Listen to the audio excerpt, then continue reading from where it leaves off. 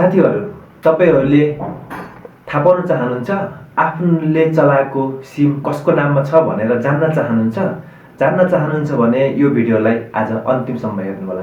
आज यो भिडियोलाई अन्तिमसम्म हेर्नु हो भने तपाईहरुले आफूले युज गरेको सिम चाहिँ कसको नाममा छ भन्ने बारेमा चाहिँ सजिलै थाहा पाउन सक्नुहुनेछ।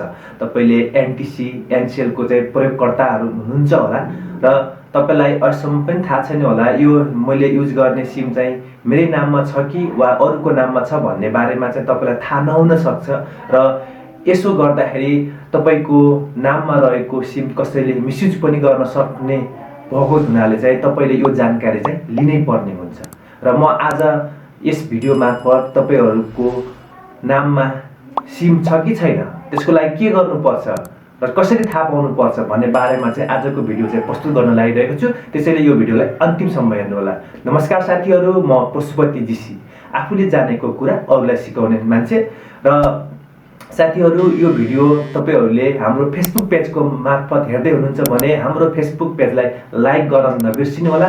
त्यसैगरी युट्युब मार्फत पहिलो चोटि हेर्दै हुनुहुन्छ र अहिलेसम्म पनि हाम्रो यस च्यानललाई तपाईले सब्स्क्राइब गर्नुभएको छैन भने सब्स्क्राइब पनि गरिदिनु होला।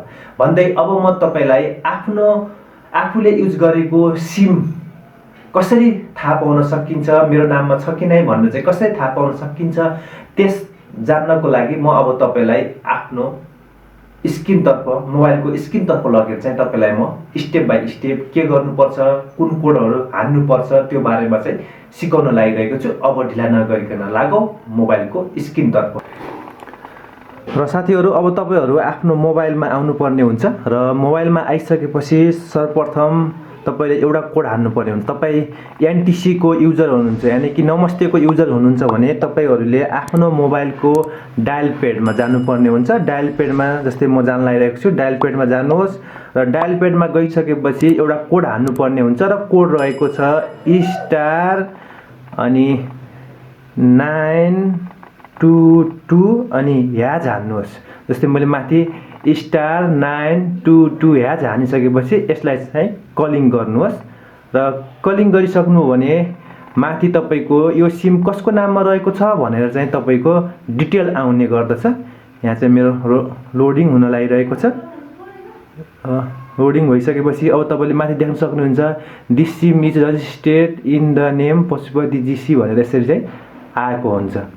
यो चाहिँ तपाई NTC युजर हुनुहुन्छ, नमस्तेको सिम चलाइराख्नु भएको छ भने यसरी गर्न सक्नुहुन्छ। अब म Ncell को लागि चाहिँ जान लागिरहेको छु र तपाईहरु त्यसै गरी Ncell को युजर हुनुहुन्छ भने Ncell को लागि चाहिँ तपाईहरु फेरि पनि एउटा कोड राख्नु पर्ने हुन्छ र तपाई सर्वप्रथम चाहिँ डायल पेडमा जानुहोस् र डायल पेडमा म जान लागिरहेको छु। डायल पेडमा गएर एउटा कोड हान्नु पर्ने हुन्छ र कोड रहेको छ स्टार 99 अनि 66 अनि त्यसपछि ह्याज हान्नुहोस्। जस्तै माथि स्टार 9966 ह्याज माथि देख्नु भएको छ स्टार 9966 ह्याज हानिसकेपछि यसलाई कलिङ गर्नुहोस् र म कलिङ गर्न लागिरहेको छु।